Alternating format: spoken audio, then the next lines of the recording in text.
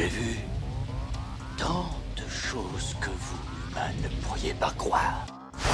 Salut à toutes et à tous et bienvenue, je suis Olivier Mendes et vous écoutez Sauce Fiction, le podcast qui dévore la science-fiction à toutes les sauces. Ici, on plonge ensemble dans la littérature, le cinéma, les séries et bien plus encore pour découvrir comment la science-fiction et le fantastique façonnent notre monde et inspirent notre avenir. La SF n'est pas seulement un genre, vous le savez, c'est un miroir de nos aspirations, de nos peurs et de nos innovations, voyage dans le temps, technologie futuriste, space, opéra, post-apocalyptique. Si vous êtes fan de fiction, vous êtes au bon endroit. Accrochez-vous car nous allons explorer ensemble les frontières de l'imaginaire. Salut les fans de fiction, aujourd'hui nous plongeons dans un des concepts les plus fascinants et controversés de l'univers, Star Trek. Je parle évidemment d'une des notions phares de cette série, de cette franchise. Eh bien, nous allons décortiquer la directive première. Ce principe fondamental à la Fédération des planètes unies a suscité d'innombrables débats parmi les fans et les philosophes de science-fiction.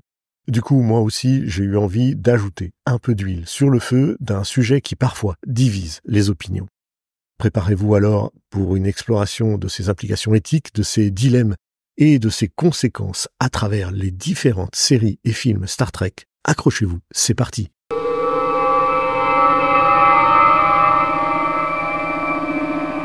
La directive première, aussi connue sous le nom de Prime Directive, est un des piliers de la Fédération des planètes unies.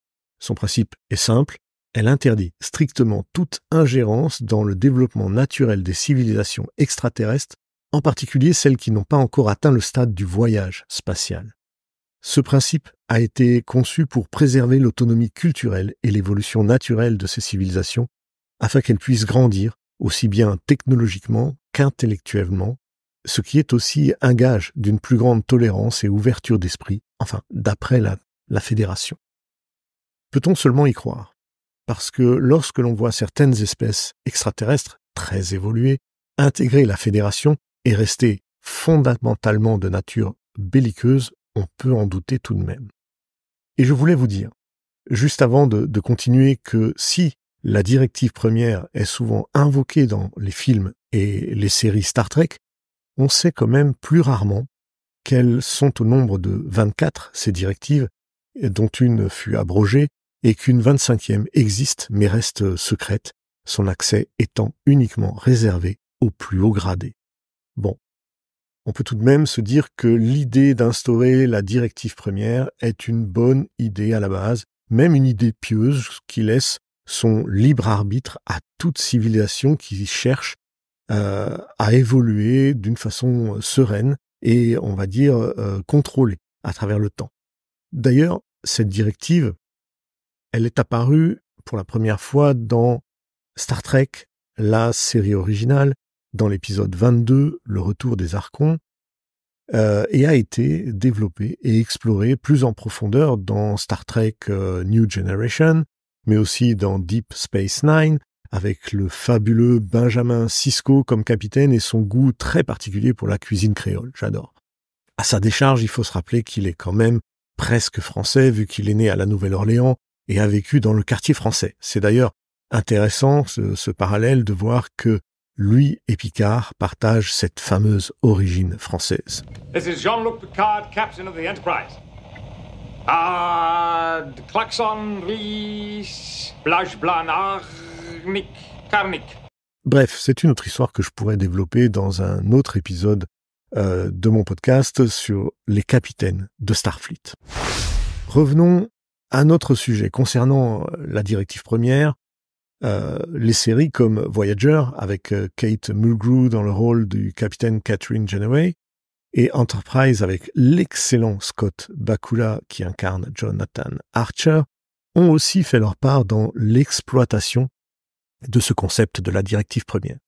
Chaque série a apporté donc sa propre perspective à cette directive en mettant en lumière ses aspects éthiques, ses défis pratiques, mais surtout le fait qu'elle est très difficile à appliquer concrètement pendant les missions d'exploration. Et c'est d'ailleurs là tout le problème, parce que des transgressions à la charte de la Fédération, il y en a souvent, et peut-être même trop souvent. Commençons par quelques exemples emblématiques où la directive première a été mise à l'épreuve, avec déjà l'iconique capitaine James T. Kirk, célèbre pour ses décisions plutôt audacieuses, parfois même en contradiction totale avec cette directive. C'est le cas dans l'épisode 23 de la saison 1, Échec et diplomatie, où Kirk va interférer avec une guerre simulée entre deux planètes pour sauver son équipage, violant ainsi la directive première, mais argumentant que sa décision sauverait aussi des millions de vies. En fait, Kirk et M. Spock se retrouvent impliqués dans une guerre que deux planètes mènent depuis 500 ans par le truchement d'ordinateurs interposés, et leur seule possibilité, car Kirk explique qu'une non-intervention aurait été le pire choix possible, leur seule possibilité est de détruire le statu quo dans lequel les deux planètes sont plongées, les forçant ainsi à négocier la paix. Passons maintenant à Jean-Luc Picard, de la nouvelle Generation. Il est souvent perçu comme un gardien plutôt rigide des règles de Starfleet et justement de la directive première. Cependant, même Picard a été lui aussi confronté à des dilemmes moraux difficiles à gérer. Dans l'épisode 15, par exemple, de la saison 2, Correspondance, il doit décider s'il doit sauver une planète en voie de destruction après avoir reçu un appel à l'aide d'une jeune fille. Finalement, il choisit de sauver la planète, montrant que même les principes les plus stricts peuvent être flexibles face à des vies en danger. En fait, j'exagère un peu. Il prend cette décision par ricochet, puisque c'est Data qui capte le message de la jeune fille sur cette planète et tente de convaincre l'équipage et le capitaine de la sauver. Et d'ailleurs, pendant ce temps, pour l'anecdote, dans le même épisode, le jeune Wesley Crusher dirige pour la première fois une mission scientifique pour stopper l'activité volcanique et sismique désastreuse de cette planète, sacré Crusher, qui continuera encore longtemps à nous émerveiller à travers cette série et bien d'autres. A long time ago, I was known as Wesley Crusher, but now I am a traveler of all of space and time.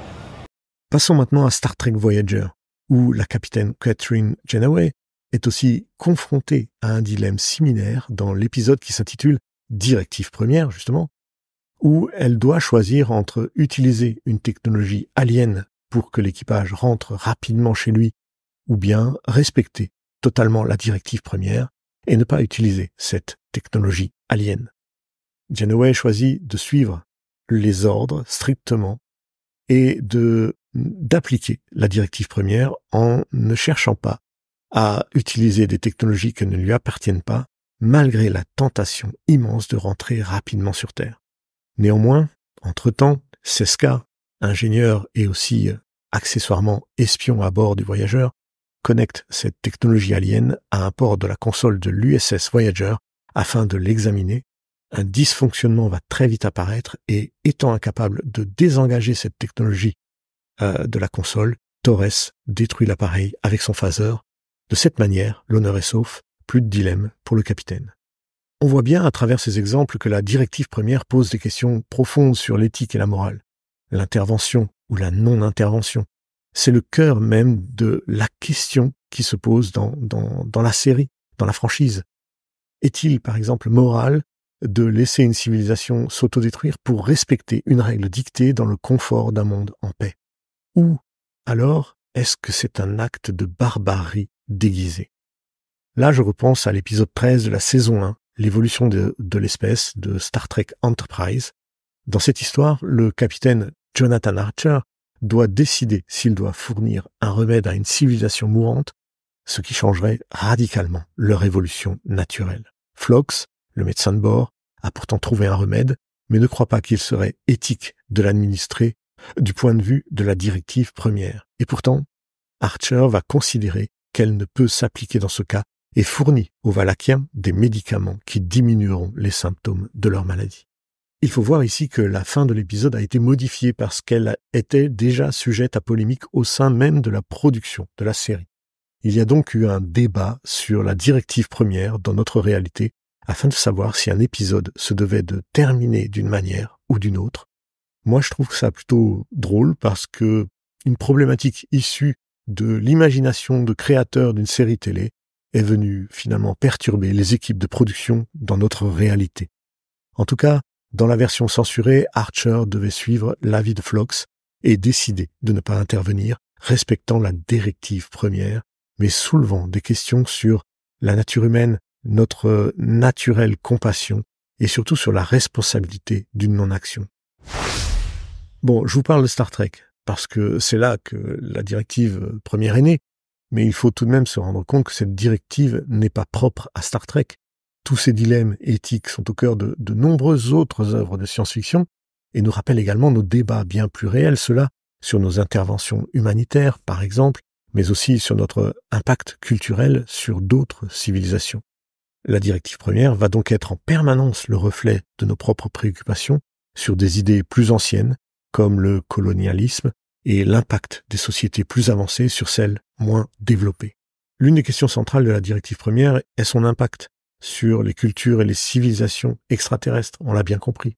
Alors oui, en évitant l'ingérence, Starfleet permet à ces civilisations de se développer à leur propre rythme, mais cela signifie également qu'elles doivent parfois affronter des crises existentielles sans aucune aide extérieure. Et au regard de notre histoire, nous voyons bien que ce genre de crise ne finit jamais très bien. Dans l'épisode 23 de la saison 2, Nous le peuple, dans la série originale, Kirk découvre une planète où deux civilisations, les Coms et les Yang, sont en guerre perpétuelle. Ici, on a une allégorie parfaite de la guerre froide où les Yangs sont en fait une représentation des Yankees, donc les Américains, et les Coms sont les communistes, les Russes.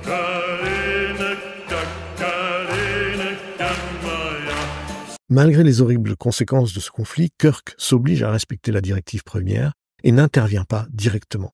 Et cela même quand il découvre que des phasers sont fournis aux Coms par un autre capitaine de Starfleet arrivé avant l'équipage de Kirk.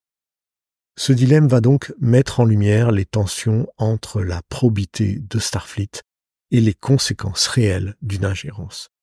Mais cela nous montre aussi le deux poids deux mesures, puisque Kirk, comme d'autres capitaines, vont s'octroyer le droit d'interpréter la directive au gré de leur ressenti. D'ailleurs, si vous vous souvenez bien, je vous disais que dans la saison 1, Kirk avait pris la décision inverse, c'est-à-dire de transgresser la directive. Pourtant, la directive première est claire et force tous les capitaines ainsi que leur équipage à réfléchir profondément à la nature de leur intervention. Est-ce que fournir une aide immédiate justifie les conséquences à long terme de l'altération d'une culture entière ? C'est la question que chaque film ou série de la franchise Star Trek nous demande de nous poser encore. Par cette évocation, on comprend tout de même que la règle n'est pas fermée. Elle existe uniquement pour donner un cadre légal au capitaine de la flotte pour justifier de s'être ou de ne pas s'être impliqué dans le destin d'une autre civilisation. Et c'est en fait là que réside le cœur du problème de cette directive. Kirk, comme les autres, a le champ libre, a son libre arbitre quant à la décision qu'il devra prendre. Pourtant, les capitaines utilisent souvent cette règle comme un bouclier qui ne leur permet pas, justement, d'apprécier par eux-mêmes les faits. Nous comprenons alors que le deux poids deux mesures existe vraiment dans le monde de Star Trek et que Starfleet, pour se dédouaner d'une certaine manière d'une responsabilité directe, donne un pouvoir quasi divin de vie et de mort à ses représentants dans l'univers qui doivent alors prendre seuls une décision qui pourrait mettre dans la balance le destin de millions de vies. C'est eux, finalement, qui devront choisir qui doit vivre et mourir, qui doit évoluer ou disparaître, qui est assez bon pour un jour faire partie de la Fédération, parce que c'est ça l'objectif dissimulé, lisser l'univers avec des espèces qui pourraient devenir des alliés dans le futur, et ainsi faire grandir et perdurer la Fédération. En plus, chaque série Star Trek apporte sa propre interprétation et ses propres défis à la directive première qui évolue assez souvent dans sa structure, même si le cœur reste le même. Dans Deep Space Nine, par exemple, le capitaine Benjamin Sisko doit jongler avec des situations où la guerre et la politique interstellaire rendent cette directive encore plus complexe à interpréter. Par exemple, dans l'épisode Pour l'uniforme, Sisko prend des décisions qui mettent directement en péril la neutralité de Starfleet pour protéger la Fédération, montrant que la guerre et la paix ont leurs propres règles et leurs propres exceptions. Sisko va même jusqu'à mener des attaques contre des bases de la rébellion pour obtenir ce qu'il souhaite, démontrant que finalement Starfleet n'est pas seulement une organisation qui a pour mission principale un but d'exploration, mais également une mission de pacificateur afin d'étendre les limites de l'espace dominé par la Fédération. Starfleet est bel et bien un organisme militaire qui se doit de maintenir les limites de son espace en paix, et cela même si cela implique de faire la guerre. La guerre contre les Klingons en est un parfait exemple, puisque dans Star Trek Discovery, la directive première, rebaptisée pour l'occasion General Order 1, est également mise à l'épreuve, avec la commandeur Michael Burnham et son équipage, qui doivent dans ce récit naviguer à travers les défis de l'époque de la guerre contre les Klingons, où chaque décision a des conséquences diplomatiques extrêmes. Nous voyons bien que Starfleet doit souvent apporter une posture plus agressive et plus stratégique en mettant temporairement de côté ses principes éthiques pour garantir la sécurité et la stabilité de sa fédération. Les conflits avec les Klingons démontrent que la paix et l'ordre dans l'espace ne peuvent être maintenus sans une force militaire prête à intervenir lorsque les négociations échouent. Et nous voyons que la seule porte de sortie vers la paix, en fait, c'est d'intégrer la Fédération, ou du moins de coopérer avec elle, de créer une alliance. Les Klingons, par exemple, n'ont jamais officiellement rejoint la Fédération des Planètes Unies dans l'univers Star Trek.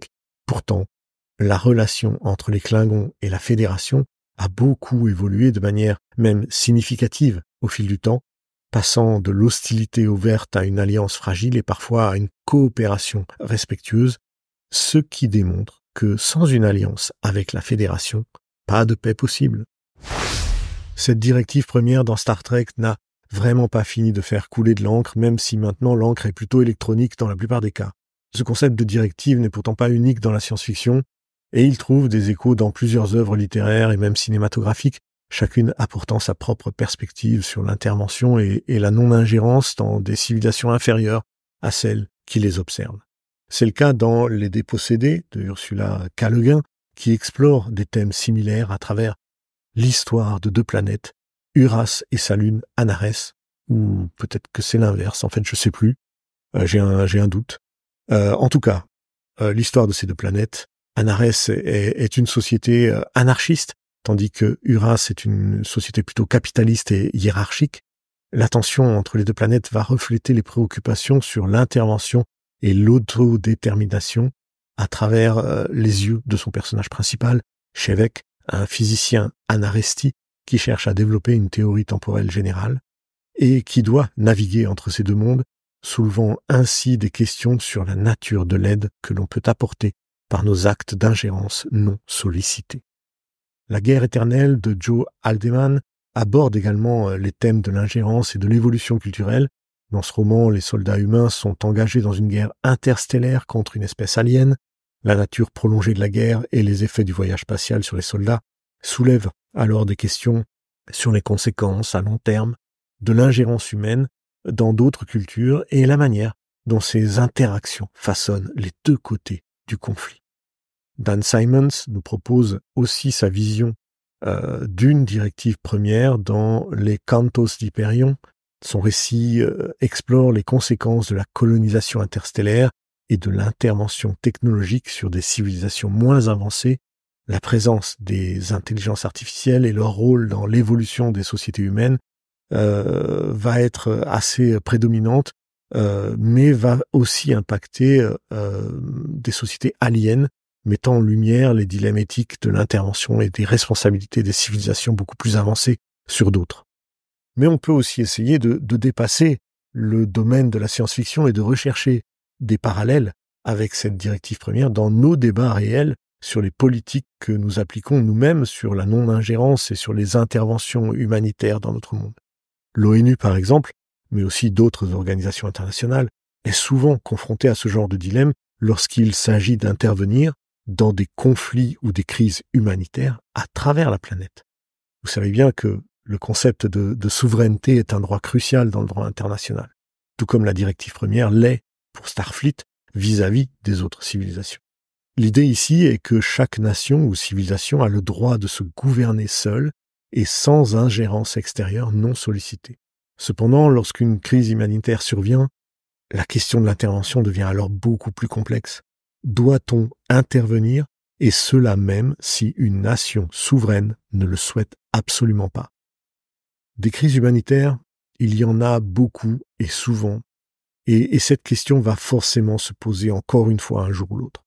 Doit-on intervenir pour sauver des vies, au risque de compromettre l'autonomie et la souveraineté d'une nation? Cette question trouve d'ailleurs un écho direct dans de nombreux épisodes de Star Trek, comme ceux que j'ai déjà cités un peu plus tôt, mais pour rester dans notre exemple, dans notre réalité, on peut prendre l'exemple de l'Éthiopie et de la Somalie. Les famines en Éthiopie et en Somalie sont relativement fréquentes et la communauté internationale a dû choisir entre respecter la souveraineté des nations ou intervenir pour sauver des vies humaines. Ces situations ont souvent conduit à des débats intenses sur les responsabilités des nations plus développées, les nations plus développées envers des pays en crise et moins développés, par définition. De la même manière, la directive première force les capitaines de Starfleet à peser ces mêmes implications éthiques pour définir le cadre de leur action.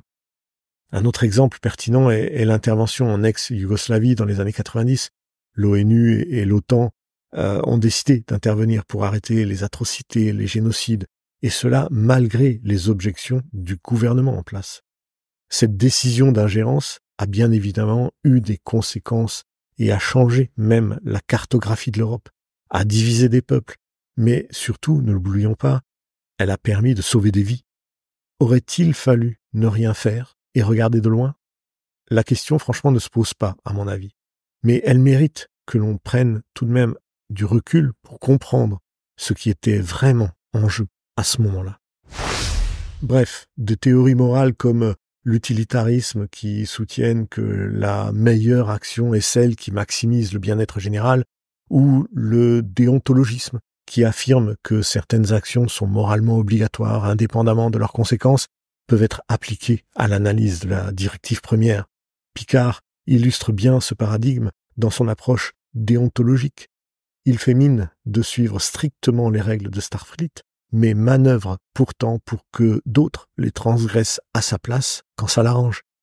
Dans ce sens, Kirk est beaucoup moins sournois, je trouve, parce qu'il adopte plus souvent une approche utilitariste, prêt à violer les règles pour un bien supérieur.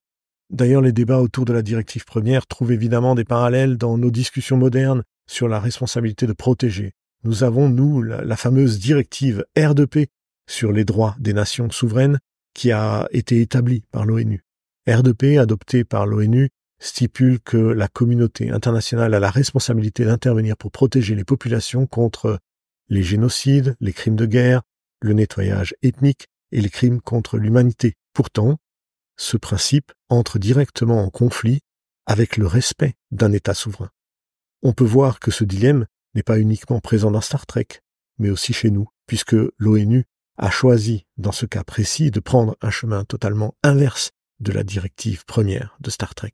Donc nous voyons bien que la directive première est plus qu'une simple règle de non-ingérence qu'il faut appliquer quand on explore l'univers et on découvre une nouvelle planète dans la franchise Star Trek. C'est un miroir des dilemmes éthiques auxquels nous faisons également face dans notre monde bien réel. En explorant les différentes interprétations et applications de cette directive dans Star Trek, nous sommes alors invités, bien sûr, à nous interroger nous-mêmes, de notre côté de l'écran, sur nos propres principes moraux et sur la complexité de la prise de décision éthique. La directive première de Star Trek, comme la non-ingérence dans notre propre monde, pose des questions cruciales sur l'autorité, la responsabilité et la moralité. Les dilemmes rencontrés par les capitaines de Starfleet sont donc nos propres oppositions sur l'intervention humanitaire, la souveraineté nationale et surtout les droits de l'homme. Alors la prochaine fois que vous regarderez un épisode ou un film de Star Trek dans lequel la directive première est mise à l'épreuve, demandez-vous ceci. Qu'auriez-vous fait à la place du capitaine? Quelle est la bonne chose à faire quand les principes moraux et les réalités pratiques entrent directement en conflit? Et pour répondre à ces questions, essayez de ne pas prendre du recul, justement. Essayez de vous mettre dans la peau de votre capitaine préféré de Starfleet. Ne soyez pas simplement un spectateur qui regarde le scénario se dérouler et réaliserait à la fin de l'épisode que c'était la seule solution à prendre finalement. Non, parce que un jour ou l'autre, nous aussi, nous serons amenés à créer une fédération des planètes unies. Que ce soit parce que nous aurons rencontré une espèce extraterrestre ou par le biais de nos futures colonisations spatiales, ce genre d'organisme verra un jour le jour, à coup sûr. Donc y réfléchir aujourd'hui, c'est préparer les générations futures à une réponse construite, réfléchie sur notre manière d'aborder ce type de problème. Merci d'avoir écouté cet épisode jusqu'au bout. J'espère que cette plongée dans l'univers de Star Trek vous a captivé, vous a donné envie de revoir les différentes versions de la franchise. Personnellement, je suis un fan de la nouvelle génération avec Picard et de Archer Enterprise. Dites-moi d'ailleurs dans les commentaires quel est votre capitaine ou même personnage préféré. Juste comme ça, pour voir ce qui ressort d'un petit sondage improvisé. Si vous avez aimé cet épisode, n'hésitez pas à vous abonner, à laisser un commentaire et à partager avec vos amis, c'est totalement gratuit. Rejoignez-moi la semaine prochaine pour une nouvelle aventure dans les univers de la SF. En attendant, continuez à explorer les mondes fantastiques et à réfléchir aux leçons qu'ils nous apportent. C'était Olivier, on se retrouve bientôt pour une nouvelle aventure à travers les mondes fascinants de la SF. À bientôt, les fans de fiction. J'ai vu tant de choses que vous, humains, ne pourriez pas croire.